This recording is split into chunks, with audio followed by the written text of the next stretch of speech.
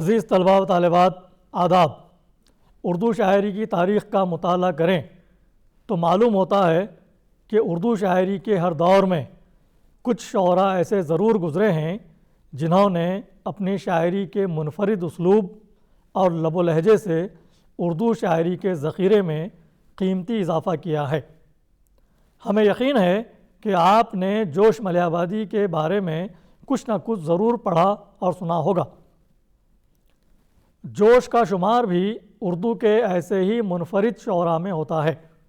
آج کے ہمارے اس الیکٹرانک درس سبق کا عنوان ہے جوش ملیح آبادی کی انقلابی شاعری۔ ہم نے یہ عنوان BA سال دوم آنرس اردو کے نصاب سے منتخب کیا ہے۔ اس عنوان کے تحت ہم آپ سے جوش کی انقلابی شاعری کے بارے میں گفتگو کریں گے۔ اپنے اصل موضوع پر آپ سے بات کرنے سے پہلے مناسب معلوم ہوتا ہے کہ جوش کے حالات زندگی اور ان کی شاعرانہ خصوصیات پر بھی بات کریں تاکہ آپ کو ان کی حیات، شخصیت اور فن سے بھی واقفیت ہو جائے۔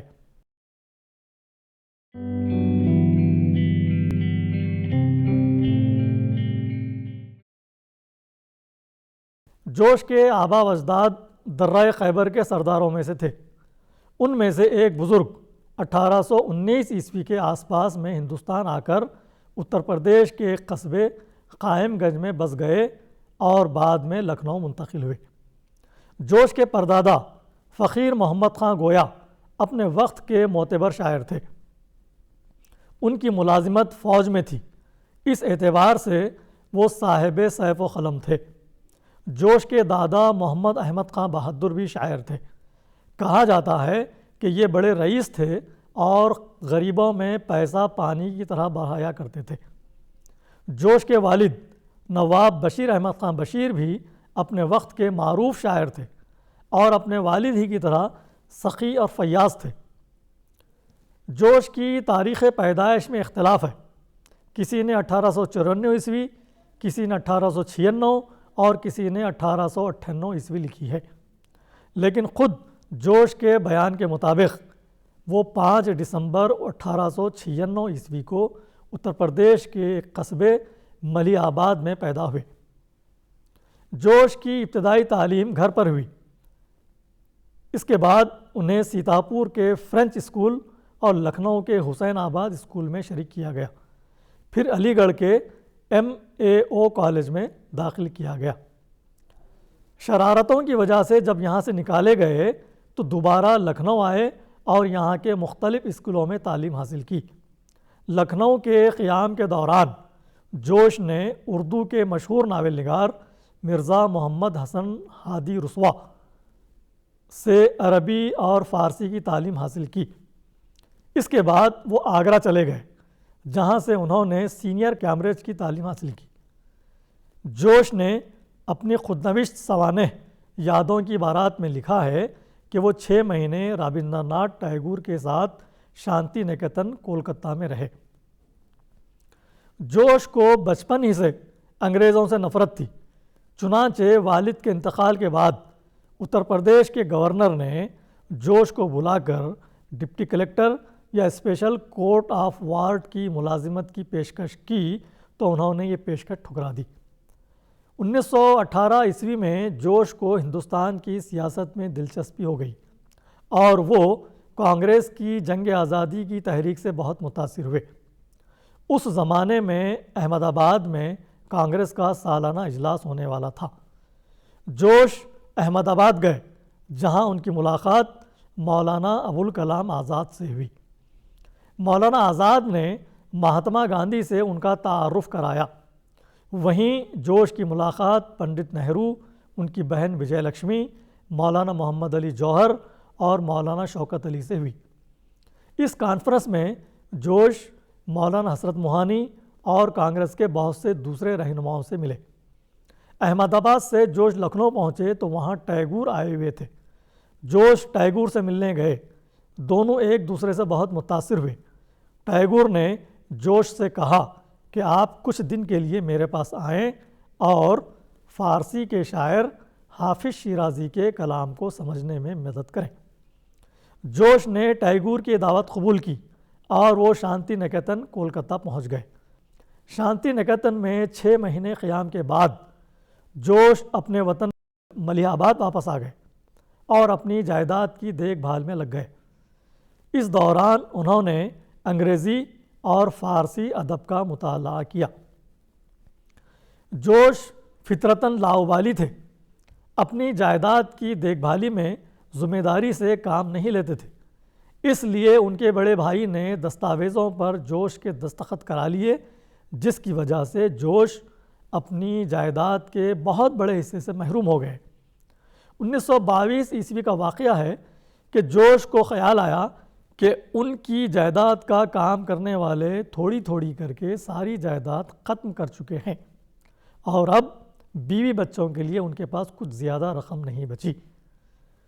اس لیے انہوں نے فیصلہ کیا کہ وہ حیدرآباد جا کر ملازمت کی کوشش کرے۔ جوش نے عثمانیہ یونیورسٹی کے پروفیسر وحید الدین سلیم سے خط و کتابت کی اور حیدرآباد کے مہاراجہ کشن پرساد شاد کے نام اقبال، اکبر الہ آبادی، مولانا عبد الماجد دریابادی اور مولانا سید سلیمان ندوی جیسی اہم شخصیتوں کے سفارشی خطوط لے کر 1924 عیسوی میں حیدرآباد پہنچ گئے۔ حیدرآباد کی عثمانیہ یونیورسٹی کے دارالترجمے میں ترجمہ نگار کی حیثیت سے جوش کا تقرر ہوا۔ جوش کی زندگی آرام و آسائش سے گزرنے لگی۔ یہاں ایک ایسا واقعہ ہوا جس سے جوش کو نہ صرف ملازمت سے ہاتھ دھونا پڑا بلکہ وہ ریاست حیدرآباد سے بھی نکالے گئے۔ ہوا یوں کہ کسی مشاعرے میں جوش نے ایک ایسی نظم پڑھی جس میں حکمران وقت میر عثمان علی خان کے بارے میں اشارتاً کچھ نازیبہ باتیں کہی گئی تھیں۔ اس بات کی اطلاع جب نواب میر عثمان علی خان کو ہوئی تو وہ ناراض ہو گئے اور جوش کو حیدرآباد سے نکل جانے کا حکم دے دیا۔ حیدرآباد سے نکل کر جوش دہلی پہنچے اور کلیم کے نام سے ایک ادبی رسالہ جاری کیا۔ یہ رسالہ کچھ عرصہ بعد مالی دشواریوں کی وجہ سے بند ہو گیا۔ جوش ایک مشاعرے کے سلسلے میں بمبئی گئے ہوئے تھے۔ یہاں ان کی ملاقات شالیمار پکچرز کے مالک زیڈ احمد سے ہوئی۔ احمد صاحب نے جوش کو اپنی فلم کمپنی میں ملازمت کی پیشکش کی جو انہوں نے قبول کر لی۔ کسی بات پر جوش کی زیڈ احمد سے انبن ہو گئی اور انہوں نے ملازمت ترک کر دی۔ اس کے بعد پنڈت نہرو کی وساطت سے جوش دہلی سے نکلنے والے سرکاری رسالے ماہنامہ آج کل کے ایڈیٹر مقرر ہوئے۔ پھر اس کے بعد وہ آل انڈیا ریڈیو سے وابستہ ہوئے۔ زندگی آرام و آسائش سے گزر رہی تھی کہ پاکستان کے ایک دوست کے اصرار پر وہ ہندوستان چھوڑ کر پاکستان منتقل ہو گئے۔ ہندوستان میں جوش کی بڑی قدر و منزلت تھی لیکن پاکستان کے لوگوں نے ان کی قدر نہیں کی۔ وہاں جوش کے مخالفوں کا ایک گروہ پیدا ہو گیا جس کی وجہ سے ان کی زندگی اجیرن بن گئی۔ کوئی معقول روزگار بھی نہ مل سکا جس کے سبب وہ معاشی بدحالی کا شکار ہو گئے اور زندگی کا سکون و چین غارت ہو گیا۔ آخر کار اسی قسم پرسی کے عالم میں 22 فروری 1982 عیسوی کو جوش کا انتقال ہو گیا۔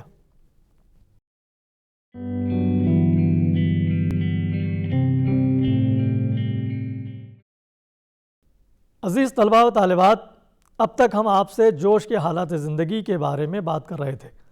اب ہم جوش کی شاعری کی انفرادی خصوصیات پر تھوڑی سی گفتگو کریں گے۔ جوش نے شاعری کا آغاز غزل سے کیا تھا لیکن وہ بہت جلد نظم کی طرف متوجہ ہو گئے۔ غزل اور نظم کے علاوہ جوش نے مرثیے، سلام، رباعیاں اور خطے بھی کہے۔ اردو شاعری میں جوش کی پہچان نظم نگار اور رباعی گو شاعر کی حیثیت سے ہے۔ اقبال کے بعد جوش دوسرے بڑے نظم نگار شاعر ہیں۔ ان کی شہرت کا دار و مدار نظموں پر ہے۔ جوش کی شاعری کے 3 پہلو سب سے نمایاں ہیں۔ انہیں شاعر فطرت، شاعر شباب اور شاعر انقلاب کہا جاتا ہے۔ مناظر فطرت میں جوش کے لیے بڑی کشش ہے۔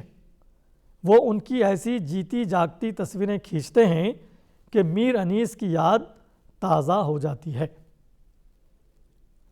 اردو کے ایک مشہور نقاد خلیل الرحمن اعظمی کا خیال ہے کہ جوش نے مناظر فطرت پر جس کثرت سے نظمیں لکھی ہیں اس کی مثال پوری اردو شاعری میں نہیں ملے گی۔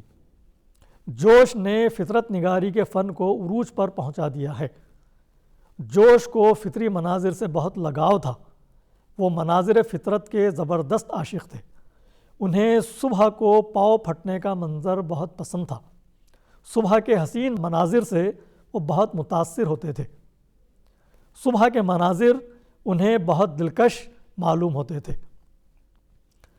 ان میں انہیں خدا کی قدرت کا جلوہ دکھائی دیتا ہے۔ اسی لیے ایک شعر میں کہا ہے، ہم ایسے اہل نظر کو ثبوت حق کے لیے، ہم ایسے اہل نظر کو ثبوت حق کے لیے اگر رسول نہ آتے تو صبح کافی تھی۔ جوش فطرت کی منظر کشی میں خوبصورت استعاروں، نادر تشبیہوں، اچھوتے تخیل اور معنی آفرینی سے کام لیتے ہیں۔ وہ جزیات نگاری سے کام لے کر منظر کی پوری تصویر اس طرح کھینچتے ہیں کہ تصویر کا ایک ایک پہلو دل و دماغ پر نقش ہو جاتا ہے۔ اس طرح کی نظموں میں گھٹا، بدلی کا چاند، البیلی صبح، برسات کی پہلی گھٹا، ساون کا مہینہ، تاجدار صبح، شام کی بزمارائیاں، پیغمبر فطرت اور آبشار نغمہ وغیرہ خاص طور پر قابل ذکر ہیں۔ جوش کی ایک حیثیت شاعر شباب کی بھی ہے۔ انہوں نے حسن و عشق کے موضوع پر بہت سی نظمیں لکھی ہیں۔ ان نظموں میں جوش کا مشاہدہ، تجربہ، حسن سے فطری لگاؤ وغیرہ سب کچھ شامل ہے۔ جوش حسن کو ہر انداز اور ہر رنگ میں دیکھتے ہیں اور اس سے لطف اندوز ہوتے ہیں۔ جوش حسن کے عاشق اور دیوانے ہیں۔ حسن فطرت میں ہو یا انسان میں، جوش کو ہر حسن اور حسن کی ہر ادا پسند آتی ہے۔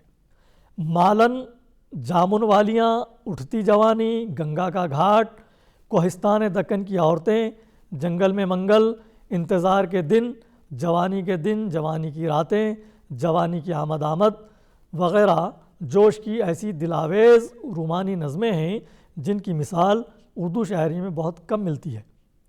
پروفیسر آل احمد سرور نے جوش کی نظم نگاری پر تبصرہ کرتے ہوئے لکھا تھا کہ جوش کی حسن کاری میں کلام نہیں، ان کی تشبیہات جاندار، دلکش اور معنی خیز ہوتی ہیں۔ جوش کی شاعری میں سب سے زیادہ قابل توجہ چیز ہے ایک دلکش اور جاندار زبان۔ جوش کو زبان پر مکمل عبور حاصل ہے۔ انہیں بجا طور پر لفظوں کا بادشاہ کہا جاتا ہے۔ مترنم الفاظ کے استعمال کا انہیں بڑا سلیقہ ہے۔ ان کی تشبیہوں اور استعاروں میں بڑی لطافت پائی جاتی ہے۔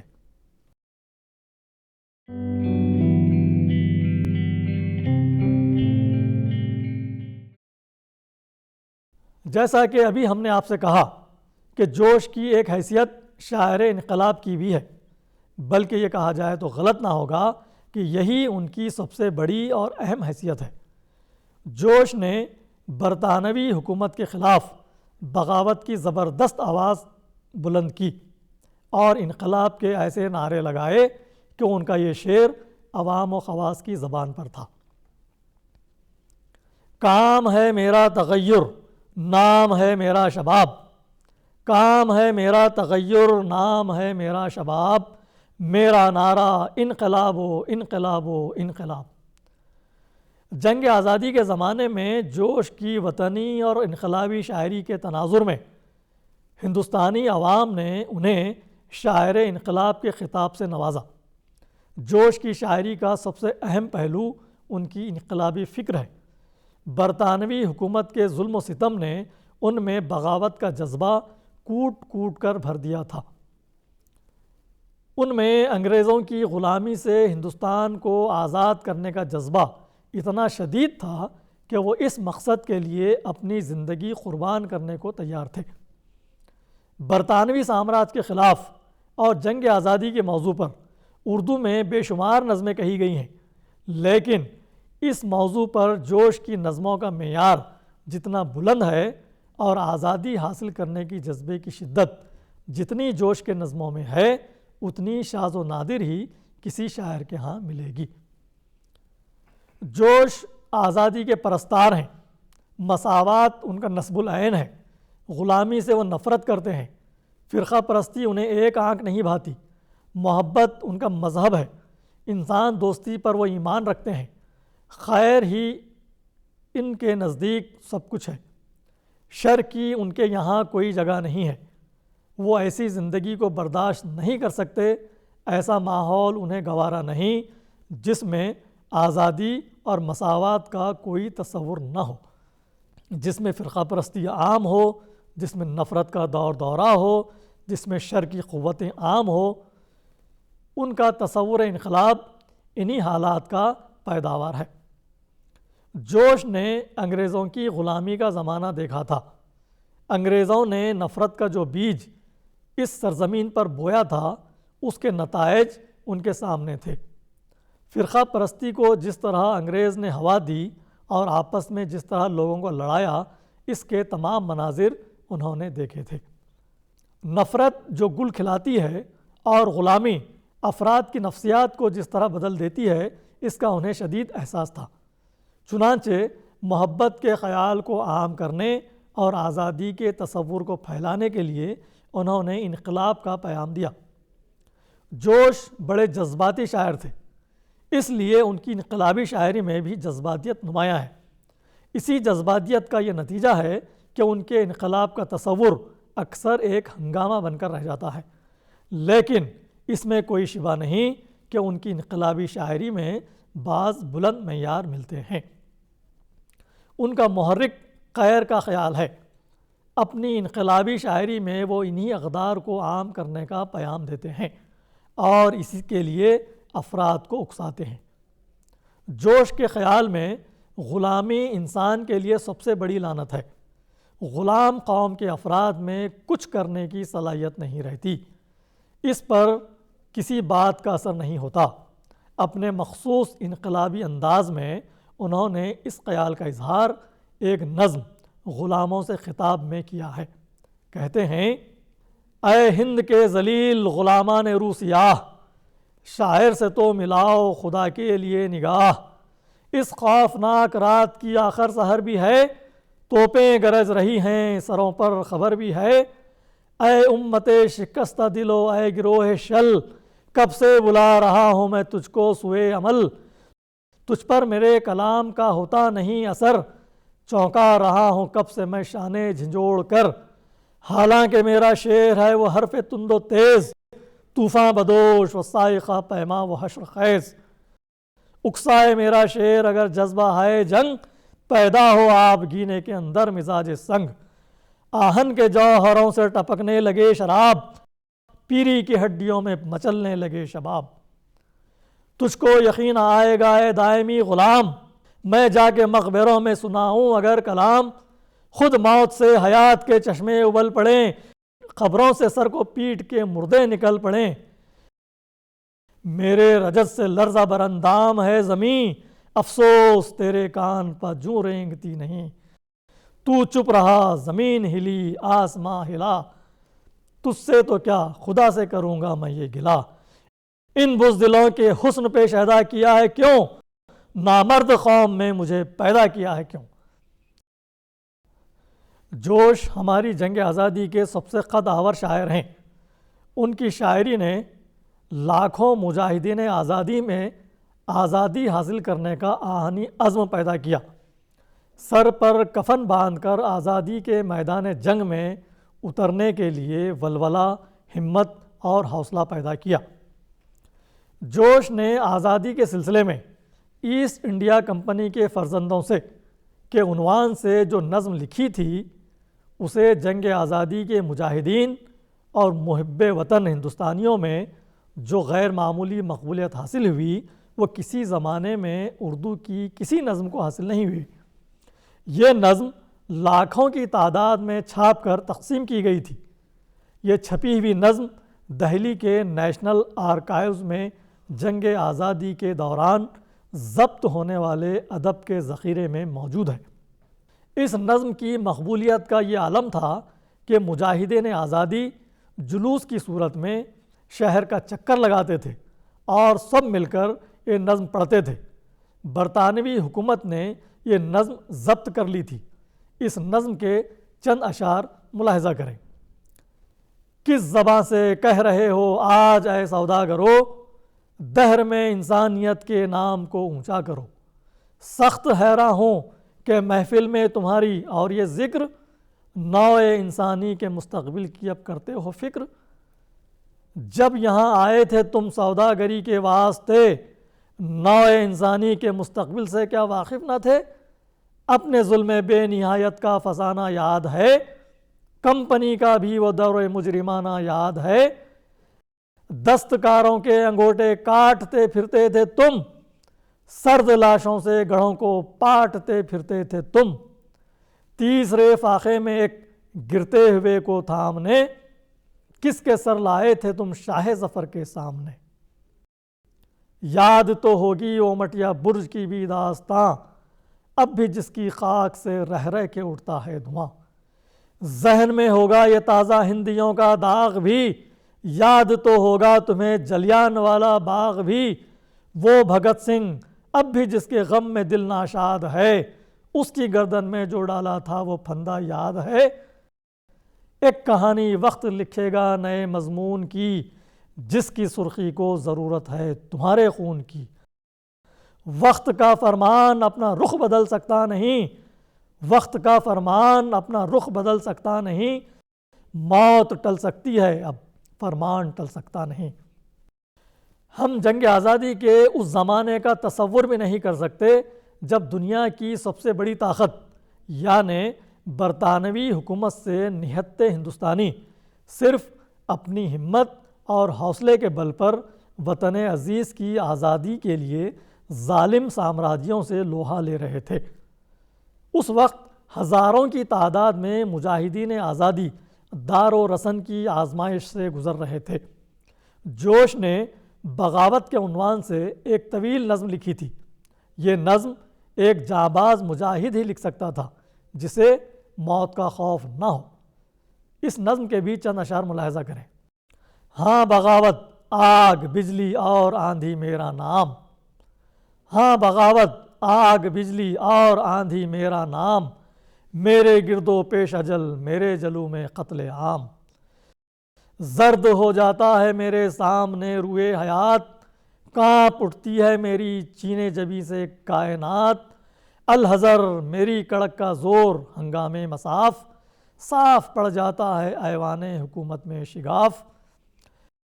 اللہ اللہ بزم ہستی میں میری گلکاریاں، ٹکڑے ٹکڑے دست و بازو ریزہ ریزہ استخواں۔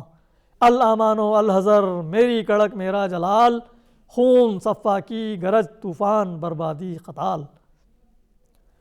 جوش نے ایک نظم نعرہ شباب کے عنوان سے لکھی ہے۔ اس نظم میں نوجوانوں کے جوش و جذبے، جنون، دنیا کو تہ و بالا کرنے کی للک اور ان کی ہمت مردانہ کی تصویر کشی کی ہے۔ جوش نے اس نظم میں یہ کہا ہے کہ اگر نوجوان سر سے کفن باندھ کر نکلیں تو زبردست انقلاب آ سکتا ہے۔ اس نظم میں انقلاب کا نعرہ اس طرح بلند کیا گیا ہے جیسے آندھی اور طوفان کی طرح مجاہدوں کی فوج دشمنوں پر حملہ کر رہی ہے۔ وطن کی محبت اور اس پر قربان ہونے کے جذبے نے اس فوج کے ہر سپاہی میں شہادت کا وہ جذبہ پیدا کر دیا ہے جو انسان کو دنیا کے ہر خطرے سے، اور حد تو یہ ہے کہ موت سے بھی بے خوف کر دیتا ہے۔ اس نظم سے چند شعر ملاحظہ کریں۔ کام ہے میرا تغیر، نام ہے میرا شباب، میرا نعرہ انقلاب و انقلاب و انقلاب۔ کوئی قوت راہ سے مجھ کو ہٹا سکتی نہیں، کوئی ضربت میری گردن کو جھکا سکتی نہیں۔ سنگ و آہن میں میری نظروں سے چپ جاتی ہے پھانس، آندھیوں کی میرے میدان میں اکھڑ جاتی ہے سانس۔ دیکھ کر میرے جنوں کو ناز فرماتے ہوئے، موت شرماتی ہے میرے سامنے آتے ہوئے۔ چہرہ امروز ہے میرے لیے ماہ تمام، خوف فردا ہے میری رنگین شریعت میں حرام۔ پھر اٹھوں گا ابر کے مانند بل کھاتا ہوا، گھومتا گھرتا گرجتا گونجتا گاتا ہوا۔ ولولوں سے برق کے مانند لہرایا ہوا، موت کے سائے میں رہ کر موت پر چھایا ہوا۔ نظم آثار انقلاب میں جوش نے اہل ہند کو یہ بتایا ہے کہ عنقریب ہندوستان میں برٹش حکومت کا خاتمہ ہونے والا ہے۔